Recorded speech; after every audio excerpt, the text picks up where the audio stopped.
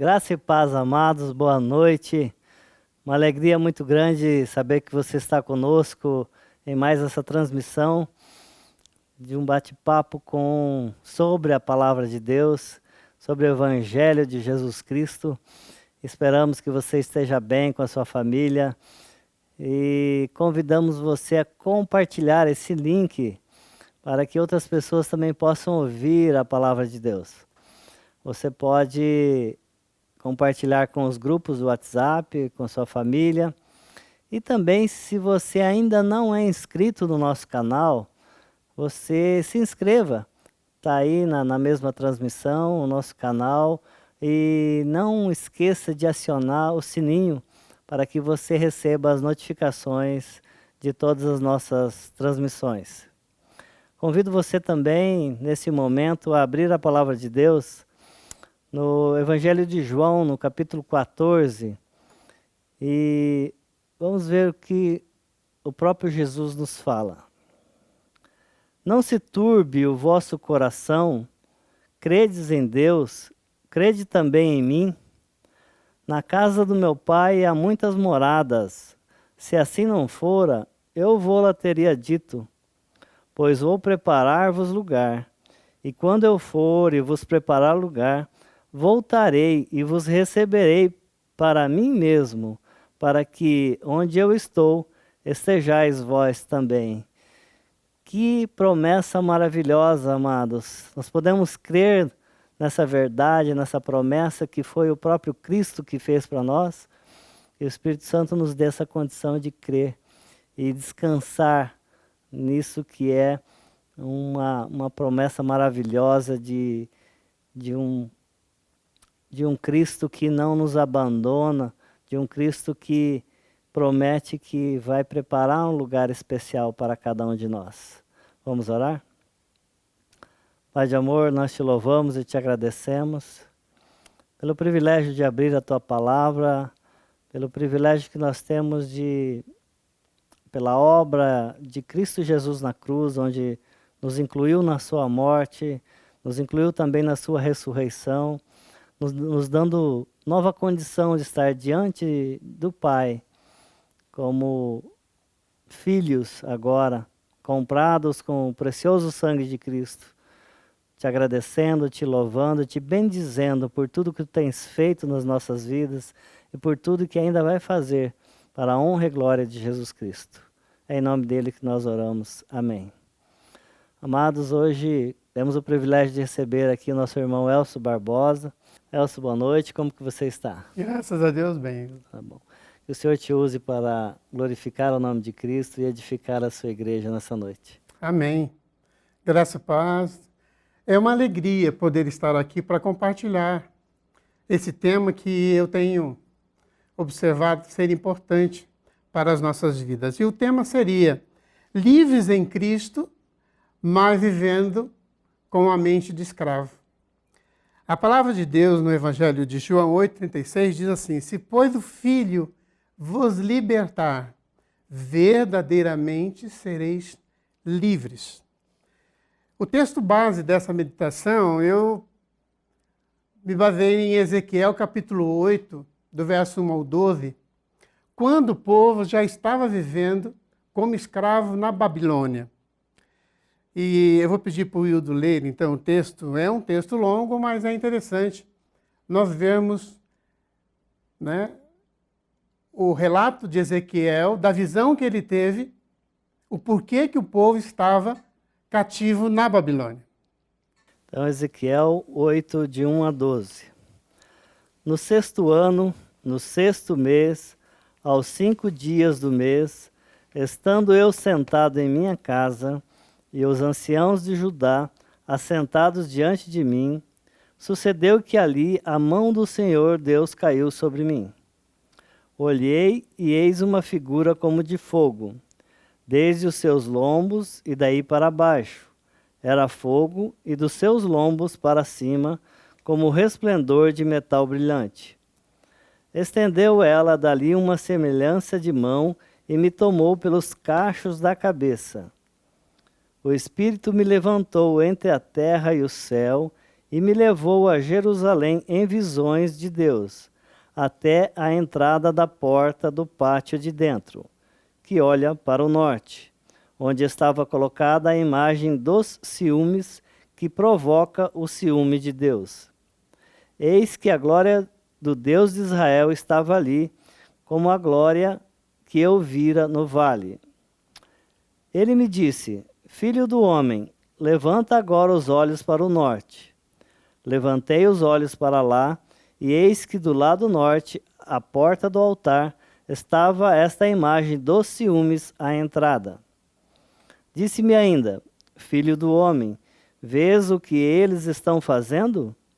As grandes abominações que a casa de Israel faz aqui, para que me afaste do meu santuário?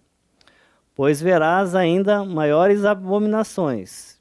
Ele me levou à porta do átrio, olhei, e eis que havia um buraco na parede. Então me disse: Filho do homem, cava naquela parede. Cavei na parede, e eis que havia uma porta. Disse-me: Entra e vê as terríveis abominações que eles fazem aqui. Entrei e vi. Eis toda forma de répteis e de animais abomináveis e de todos os ídolos da casa de Israel, pintados na parede em todo o redor.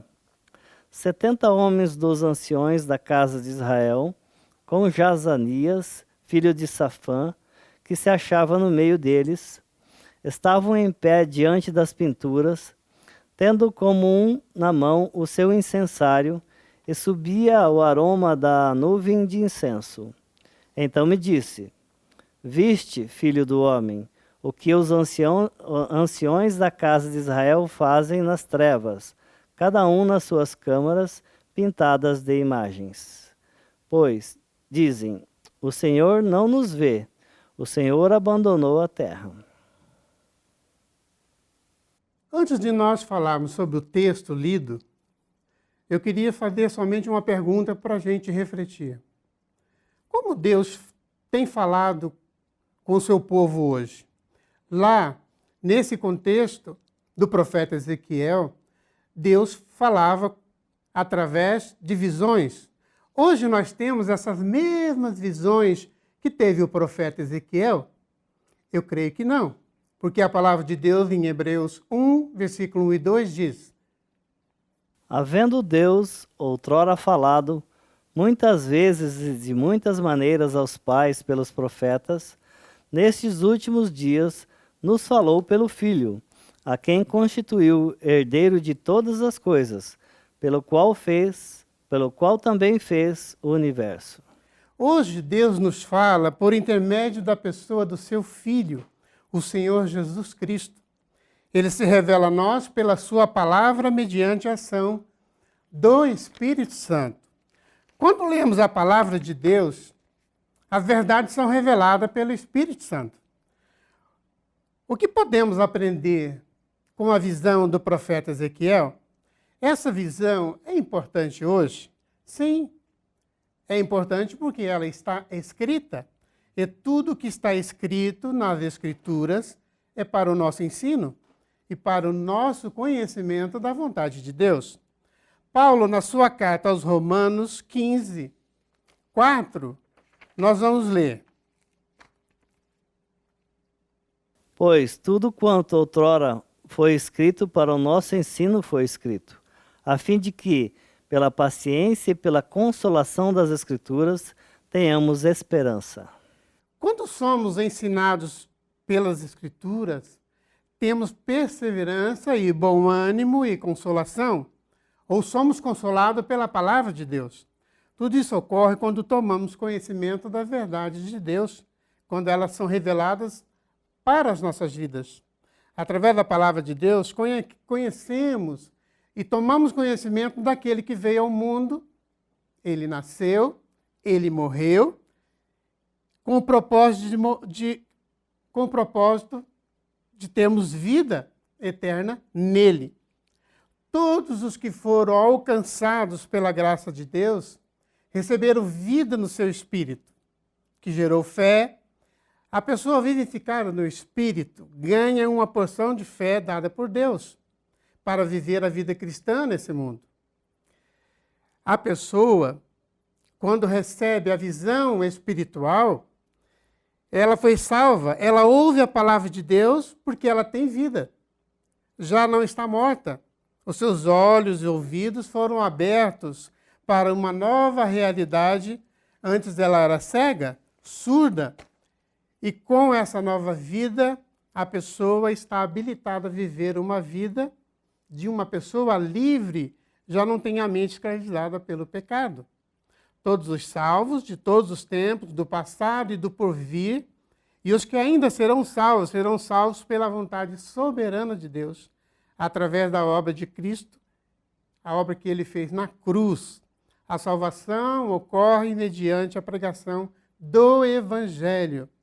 Não tem nada a ver com aquilo que o homem pode fazer, mas tem a ver com a obra que Cristo fez por nós lá na cruz. Por isso é necessária a pregação do Evangelho.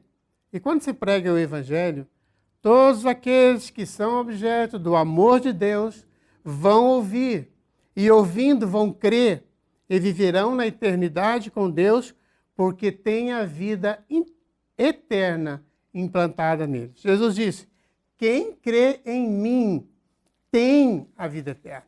Não vai ter vida eterna, tem. Essa vida eterna está no Filho de Deus, que nos deu a sua própria vida ali na cruz. João 6,47, pedi para o Lildo ler, diz assim: em verdade vos digo, quem crê em mim tem a vida eterna.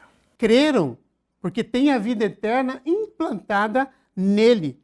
Por isso ela crê. E crendo, ela está eternamente salva. Mas tem aqueles que ainda não creram.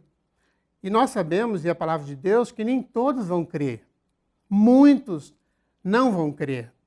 João 3,36 diz assim: por isso, quem crê no Filho tem a vida eterna.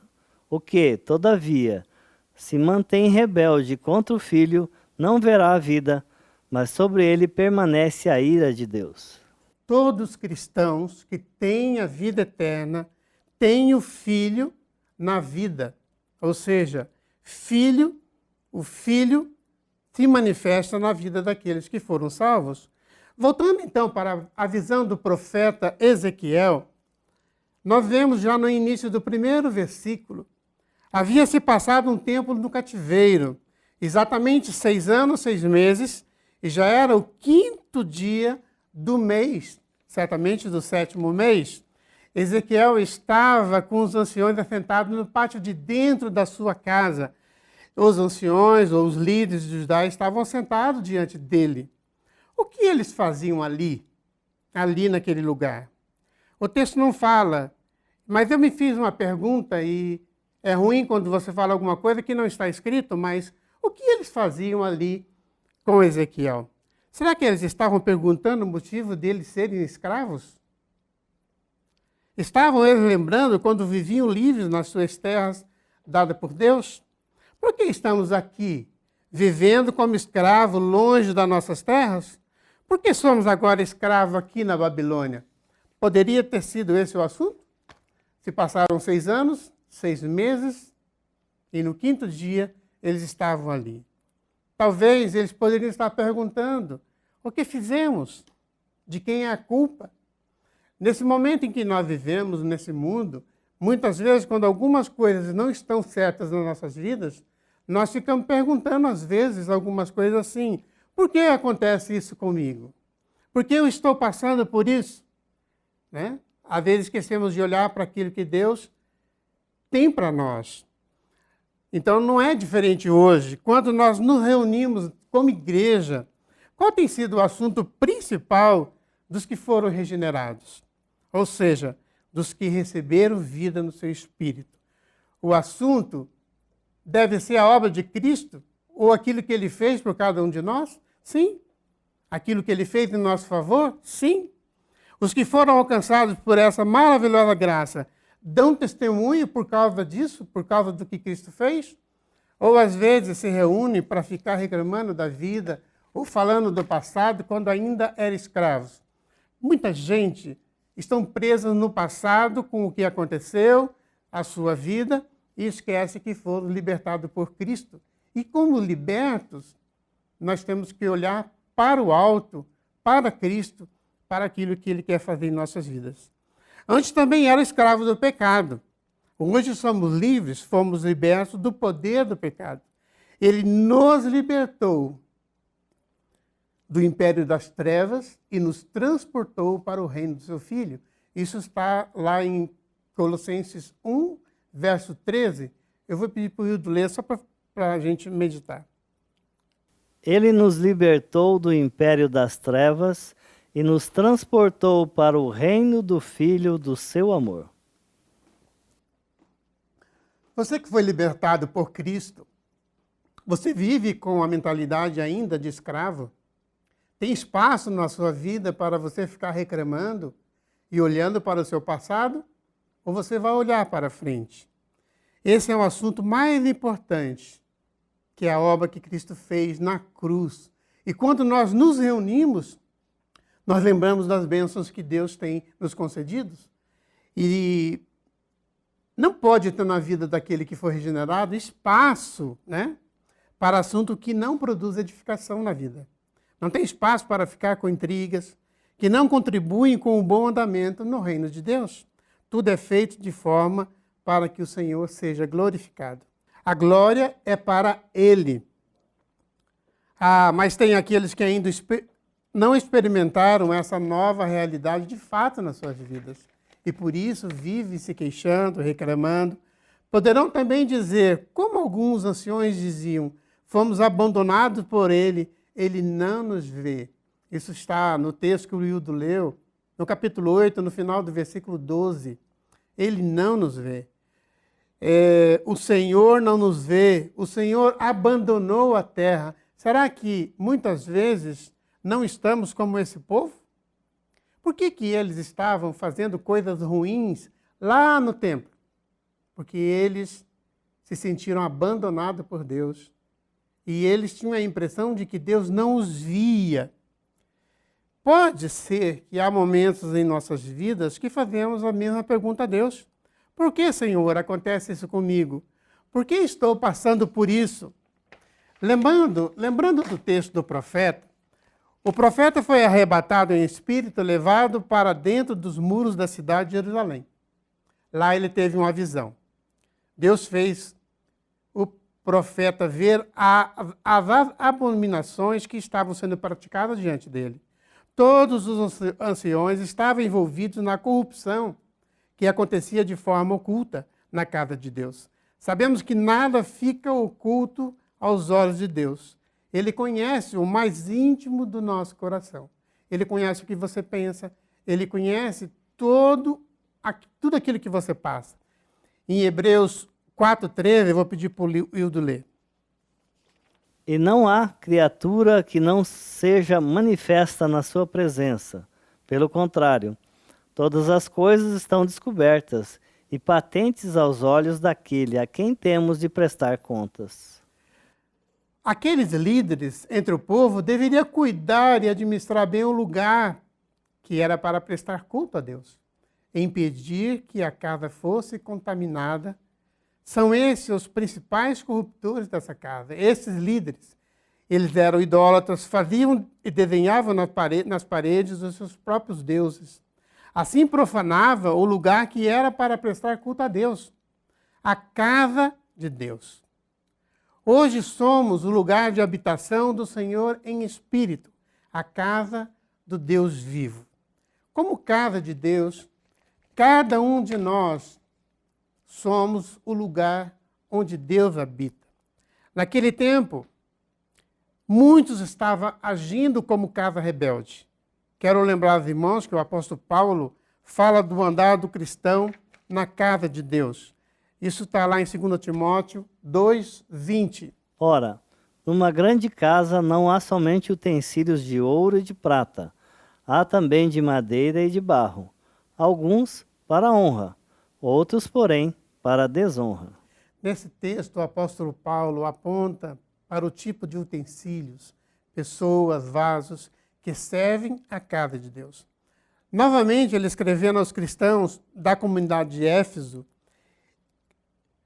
ele exorta o povo e essa exortação serve para nós hoje. Efésios 5, de 11 a 16. E não sejais cúmplices nas obras infrutíferas das trevas, antes, porém, reprovai-as, porque o que eles fazem em oculto é só referir, é vergonha. Mas todas as coisas, quando reprovadas pela luz, se tornam manifestas, porque tudo o que se manifesta é luz.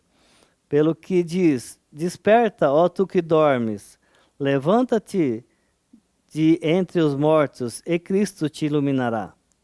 Portanto, vede prudentemente como andais, não como nécios, e sim como sábios, remindo o tempo, porque os dias são maus. Muitos cristãos vivem nesse mundo como se eles fossem desse mundo. Jesus disse lá em João 17, assim, eles não são do mundo, como eu do mundo não sou.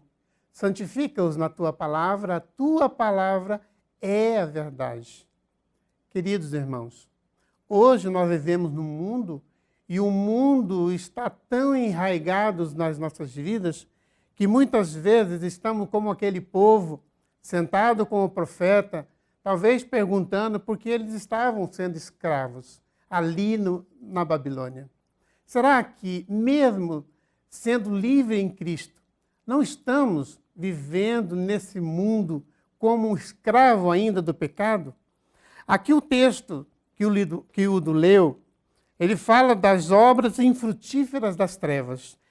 Essas obras estão ao nosso redor e todos os que estão na luz estão prontos para reprovar e fugir dessas coisas, que não produz bom testemunho e muito menos a edificação na sua vida. Muitos vivem nesse mundo como se fossem desse mundo, mas eles não são desse mundo. Então, meus amados,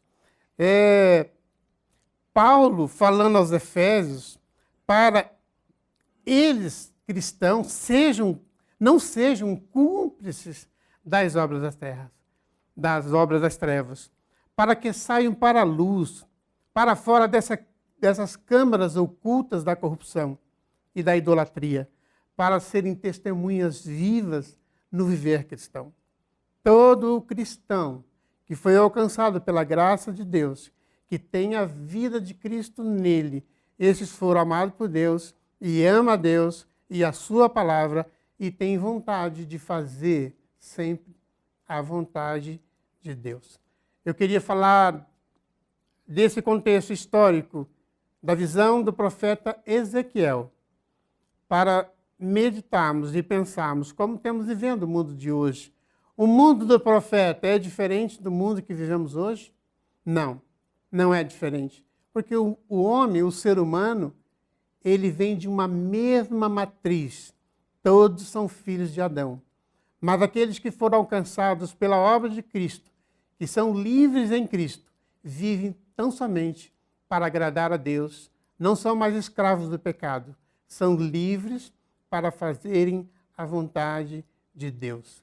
Que Deus nos abençoe, que Deus abençoe a sua vida, que você olhe para esse passado da visão do profeta Ezequiel e dê uma olhada na sua vida e como você vive nesse mundo. Aqueles que vieram para a luz, ou que foram trazidos para a luz, eles fogem daquilo que é abominável aos olhos de Deus. Que Deus abençoe a sua vida e que nos faça viver uma vida que glorifique tão somente o teu santo e bendito nome.